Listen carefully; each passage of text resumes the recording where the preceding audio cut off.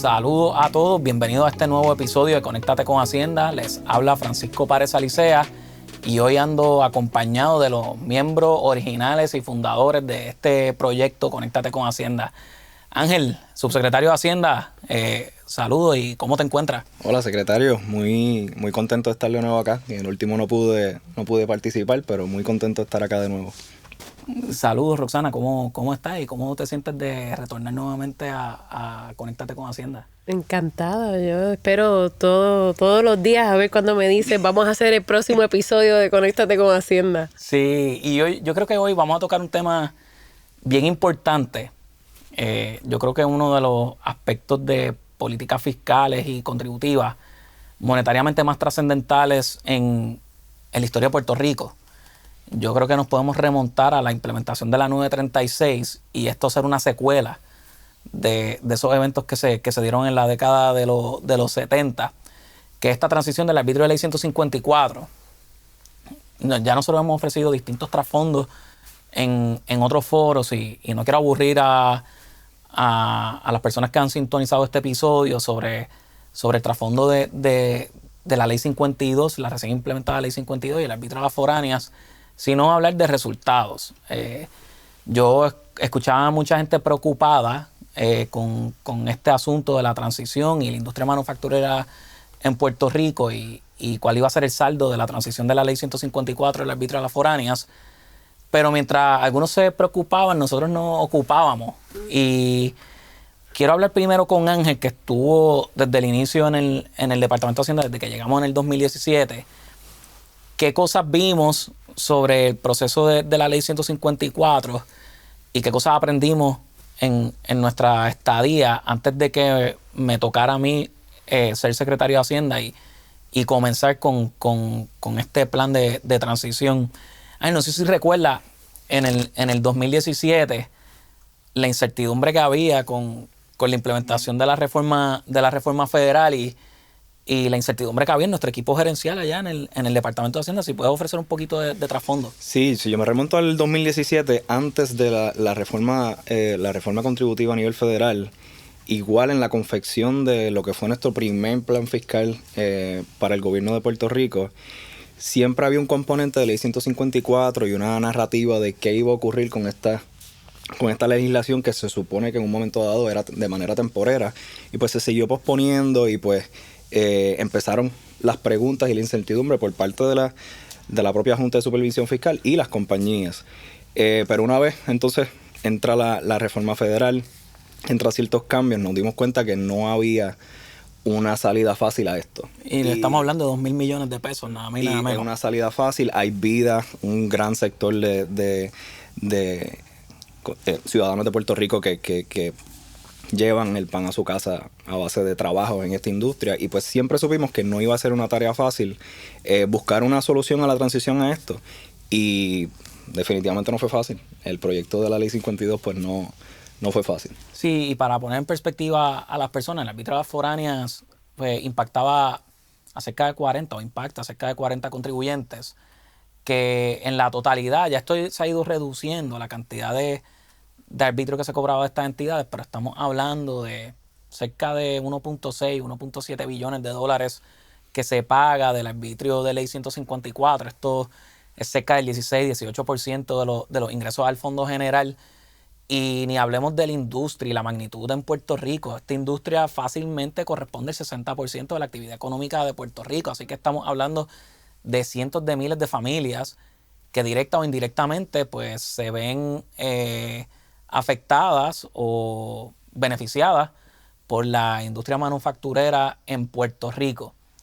Yo recuerdo participar del proceso de transición en el 2017 y no tener un plan delineado de hacia dónde se debía mover el Departamento de Hacienda y las leyes impositivas de Puerto Rico para de alguna manera sustituir este arbitrio que en su naturaleza pretendía ser temporero.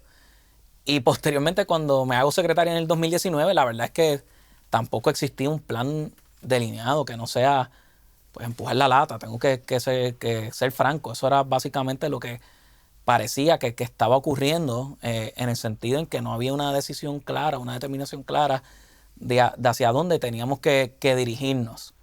Se implementa la reforma federal bajo el cuatrienio del presidente Donald Trump y esto solo agudizó el reto que ya había sido identificado en el plan fiscal como uno de los aspectos principales. Y ahí venimos nosotros. Roxana, yo creo que es justo decir que lideraste gran parte de la ejecución de nuestro plan. Roxana como subsecretaria auxiliar de Política Contributiva inicialmente, luego como secretaria auxiliar de Rentas Internas y de Política Contributiva.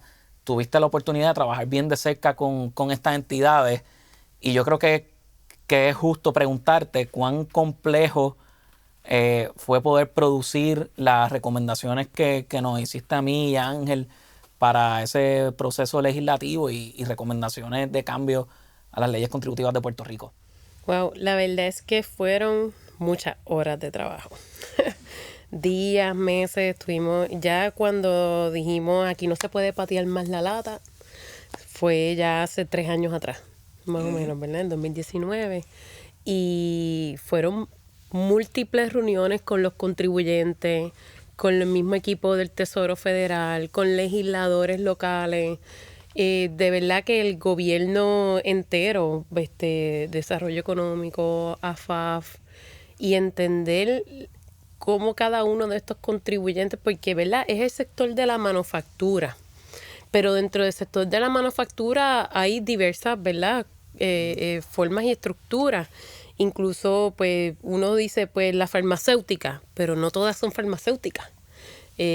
Algunas son equipos médicos que no necesariamente requieren de algún fármaco ni de alguna propiedad intelectual. Y eso es otro tema. La propiedad intelectual se desarrolla en Puerto Rico, se desarrolla afuera. Entender esas estructuras. Están las que su base es de Estados Unidos, otras su base es foránea, pero interactúan con Estados Unidos de cierta manera y quedan impactados por las reglas de Estados Unidos. Así que la verdad es que yo pudiese entender en ese momento porque era, ¿verdad?, que le daban largas al asunto. Sí. Era más fácil darle largas al asunto que meterse en ello. Y yo creo que fue como, el término en inglés, perdonen el buen español, un unintended consequence, una reglamentación que el gobierno federal, pues, a finales del 2020, pues, publica, que cuando vamos un poquito al lenguaje decimos, ok, esto hay que atenderlo ahora. La ley 154 debe ser modificada. Sin embargo, creo que introdujimos un plan y en términos generales yo creo que si ha habido un plan que se ejecutó bastante alineado a lo que nosotros habíamos planificado, fue este. No sé cómo exactamente, yo creo que se alinearon los planetas y las voluntades políticas tanto en Puerto Rico como en Estados Unidos, que en esencia pues se pudo alinear a lo que nosotros entendíamos que era el camino menos rocoso para poder llegar a este producto que en esencia garantiza un sistema contributivo para estas entidades competitivo, acreditable a nivel federal y que particularmente no afecte adversamente a la industria manufacturera en Puerto Rico, por lo cual aumenta la probabilidad de que estas entidades permanezcan en la isla y consigo los miles de empleos que genera y empleos bien remunerados. Yo no quisiera subestimar ese logro que Puerto Rico pudo hacer a través del consenso y yo creo que de un ejemplo de democracia donde personas de distintos partidos se pudieron poner de acuerdo para poder lograr un producto, ¿verdad? Y yo creo que aquí no hay un perfecto ganador que no sea la gente en Puerto Rico en tener un producto equilibrado, ¿verdad? Que balancee los distintos intereses que se afectan con esta ley. Pero en términos generales yo creo que hubo un consenso y a pesar de que no era el proyecto tal cual como nosotros lo diseñamos en el departamento, es bastante consistente y yo creo que en términos de estructura y de lineamientos era exactamente lo que nosotros recomendamos tanto al gobernador como a la Asamblea Legislativa, que de hecho tengo que reconocer lo instrumental que fue el gobernador de Puerto Rico en esto. El gobernador es una persona de Estado en ese proceso y supo cómo asumir su rol de liderato en este contexto. ¿Qué hace el arbitrio a las foráneas? Brevemente, graba una contribución a entidades que compraban por regla general bienes manufacturados en Puerto Rico. Eso en esencia pues permitía poderle cobrar este tax a estas entidades en sustitución de una contribución sobre ingreso y que estas entidades pudiesen acreditarlo a nivel federal. Eso tenía que cambiar porque la Junta levantó reparo, porque desde su inicio se supone que fuera temporero, porque ya teníamos que tener una estructura post-936 que adjudicara certeza en el ambiente de negocio en Puerto Rico. Y porque los federales establecieron un reglamento que en esencia impedía la acreditación de este arbitrio y nos obligaba a nosotros a tenerle que cobrar una contribución sobre ingreso a la entidad que tiene el decreto en la isla. Roxana, ¿cuántas entidades tú prevés que van a emigrar del arbitrio de ley 154 a esta contribución sobre ingreso y más o menos cuánto en recaudo estimamos que se debe emigrar de este arbitrio a las entidades? Sí, dentro del análisis, ¿verdad? Que hicimos, un análisis económico tomando en consideración la misma data del departamento, el insumo de las reuniones que tuvimos con los distintos contribuyentes, de alrededor de 40 contribuyentes que son en la totalidad, nosotros entendemos que 13 es lo que nosotros, ¿verdad? Decíamos a base de si le costaba más quedarse en el régimen de 154 o transicionar al régimen de la ley 52, entendemos que 13 transicionarían. Ciertamente, lo que estamos viendo es que puede ser que transicionen más. Sí. O sea, luego de ya aprobada y post, ya, ¿verdad? Implementando la ley 52, nos podemos llevar una sorpresa de que en efecto lo que le estamos dando es certeza a la industria de la manufactura, donde están viendo que el nuevo régimen, un régimen que económicamente les puede beneficiar más. Sí, definitivamente. Y en términos generales, para explicarle a la ciudadanía, la ley 52 estableció una contribución sobre ingreso opcional a estas entidades que hoy pagan el arbitrio. Esta contribución sobre ingreso sería una tasa base de 10.5%. Y puede ser reducida, esa tasa efectiva se puede reducir en la medida en que las entidades pues, o contraten más empleados o produzcan más en Puerto Rico o en algunas instancias muevan líneas de negocios o la utilización de propiedad intelectual en la isla. Eso se hace a través de esta tasa del 10.5 base y también reteniéndole en las regalías que le pagan a sus afiliadas en los Estados Unidos. Y sé que algunos los perdí aquí, pero en esencia un impuesto bastante similar a la contribución sobre ingresos que hoy las entidades que no tienen decreto están sujetas a, solo que a unas tasas significativamente menores. En términos generales, nosotros anticipamos que el presupuesto de Puerto Rico no se va a ver afectado como consecuencia de este movimiento, ¿verdad? O de esta transición. Y el hecho de que haya sido refrendado por el Tesoro Federal, que necesitábamos de ellos, que permitieran o que no impidieran que se pudiera acreditar este nuevo tax en la planilla de contribución sobre ingreso federal para aquellas que tienen repercusiones a nivel federal, pues iba a ser bastante atractivo y bastante transparente a nivel financiero la transición a esta nueva contribución sobre ingresos. En términos generales, Roxana, ¿qué tuvimos que hacer y cuál fue el saldo del decreto federal o de la determinación federal sobre este ejercicio de renegociar decretos bajo la ley 52? Claro, y para darle un poquito, añadir a lo que el secretario también ha explicado, el reglamento federal realmente no es un reglamento que fue dirigido a Puerto Rico, ¿verdad? Pero sin embargo, las reglas que se establecieron allí, en efecto, pues iban a impedir que lo que pagaran estas entidades con base en Estados Unidos, pues lo pudieran acreditar a nivel de la planilla de la que es la matriz en Estados Unidos. Dicho eso, pues obviamente hacer operaciones en Puerto Rico les iba a resultar muy costoso, o sea, de lo que obviamente ya pudiese haber sido en las operaciones actuales.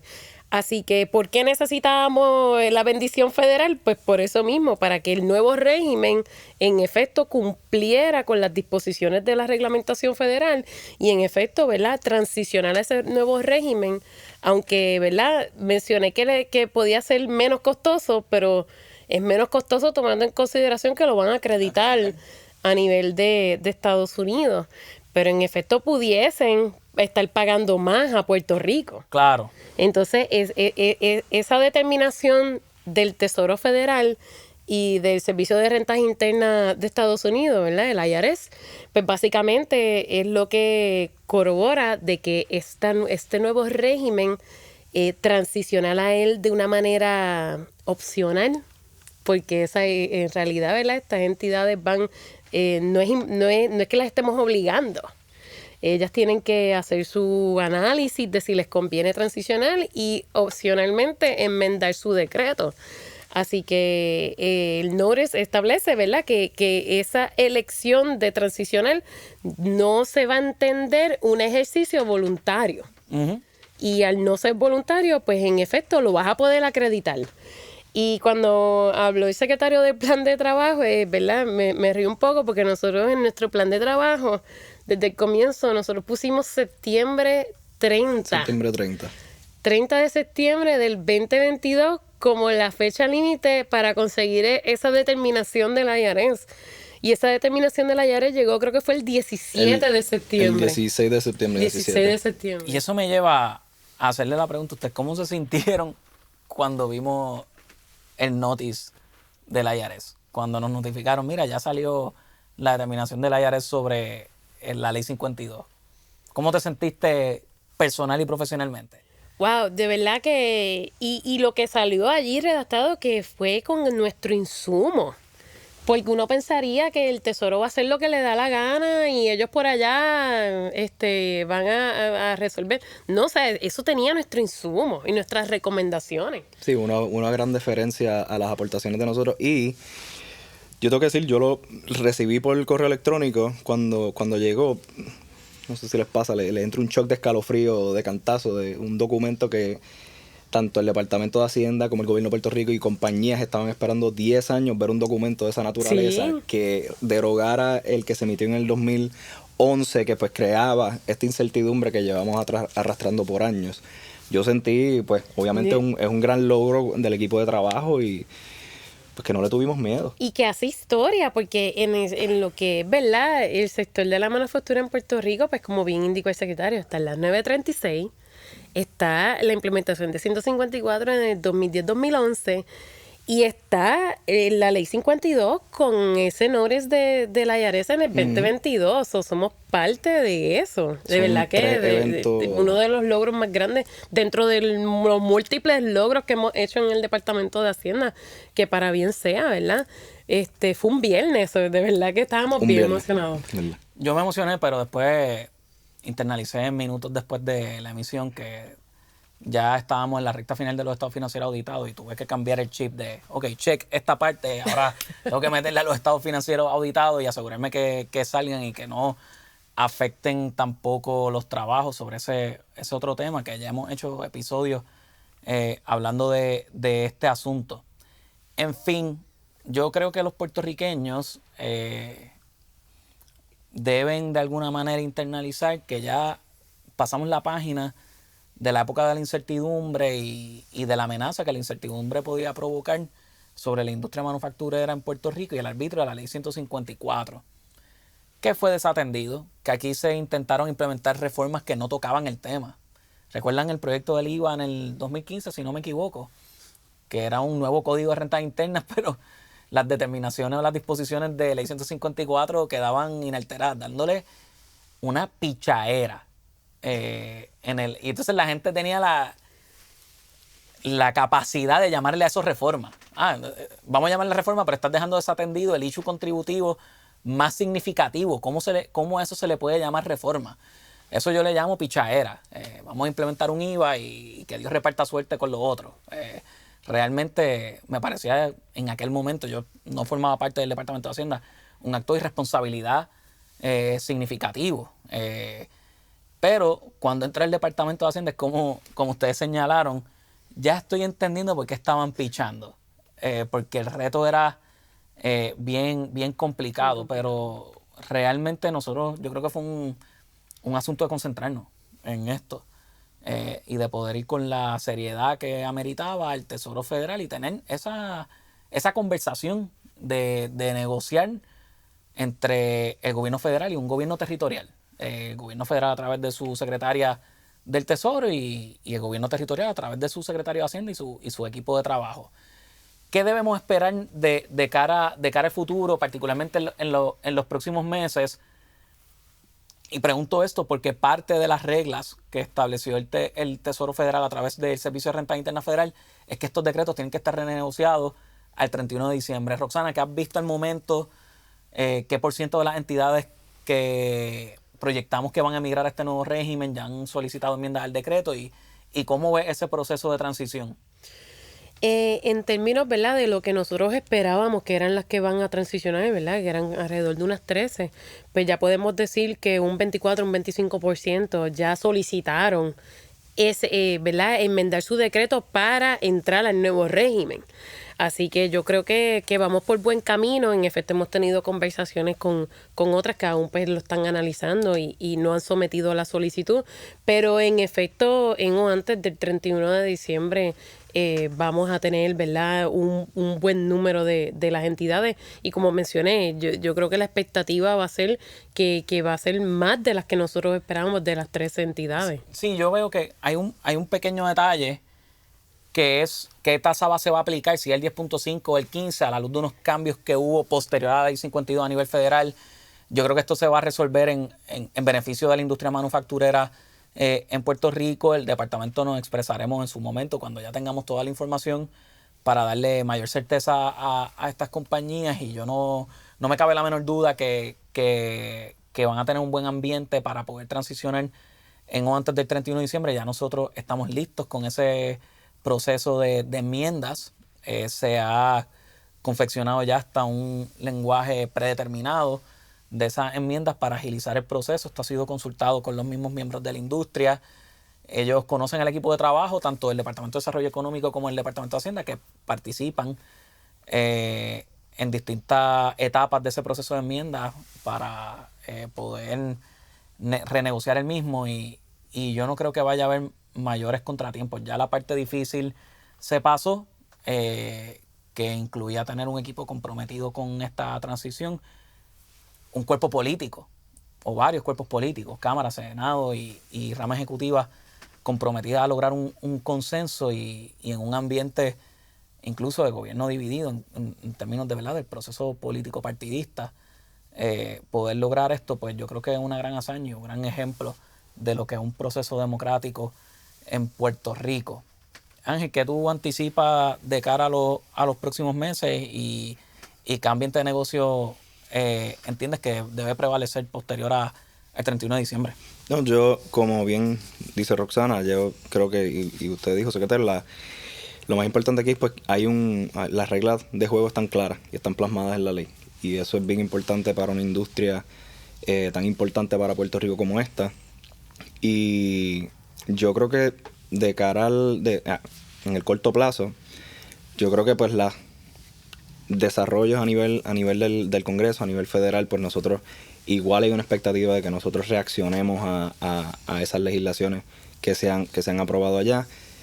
La postura quizás ha sido de que pues queremos ver cómo el gobierno federal la implementa antes de que nosotros como Departamento de Hacienda pues hagamos algún tipo de expresión, pero lo haremos y yo creo que va a ser de beneficio para la manufactura. Y por el lado esto de la ley 52 tenía muchos componentes. Tenía la incertidumbre de cómo el gobierno federal le iba a ver. Eso se atendió con el notice que emitieron el pasado mes de septiembre. El asunto legislativo se pudo lograr igual, pero también había un componente de que fuese revenue neutral, para fines de pues, que cumpliera con lo que dispone el plan fiscal y las proyecciones de ingresos. A la luz de que lo que Roxana y el equipo de trabajo allá en rentas internas y en el Departamento de Desarrollo Económico ha estado viendo también, más entidades pues pudieran estar transicionando de lo que nosotros hubiésemos esperado. Y eso redunda en que pues quizás las proyecciones igualmente fueron conservadoras al momento de hacer el ejercicio de cuánto se iba a recaudar o se iba a dejar de recaudar en esta transición. Así que yo creo que vamos a sorprender muchas personas, incluyendo personas que quizás subestimaron el trabajo que se hizo. Sí, definitivamente esto marca un hito en la historia de administración contributiva en la isla. Creo que es un asunto bien apremiante para los contribuyentes que se ven afectados, como para todos nosotros. En mi rol como secretario de Hacienda, pues poder contar con esos recaudos de cara al futuro. En el caso de las familias puertorriqueñas, que sus padres y madres pues puedan seguir laborando y estableciendo sus oficios en la industria manufacturera en Puerto Rico, y en el crecimiento económico de la isla, y un paso más cerca de poder salir de la quiebra, poder cumplir con nuestras obligaciones y en última instancia lograr un Puerto Rico más democrático. Ya voy a cerrar este capítulo, este episodio de Conéctate con Hacienda, pero antes de cerrarlo y culminarlo, quiero recordarle a la ciudadanía que nos sigan a través de nuestras redes sociales, que de igual manera de tiempo en tiempo visiten nuestra página de internet para asegurarse que tengan la última información sobre los desarrollos contributivos en Puerto Rico, y que continúen monitoreando el progreso de esta implementación de la Ley 52, y que el Departamento de Hacienda, en conjunto con otros componentes de gobierno y otras ramas de gobierno, tanto a nivel federal como a nivel estatal, logró algo que le da una certeza fundamental a la economía de Puerto Rico y a los recaudos en la isla. Realmente ha sido un gran privilegio formar parte de este equipo, y ciertamente creo que las aportaciones perdurarán por generaciones. Así que ya saben que en Hacienda estamos para servirle, y muchas bendiciones a todos.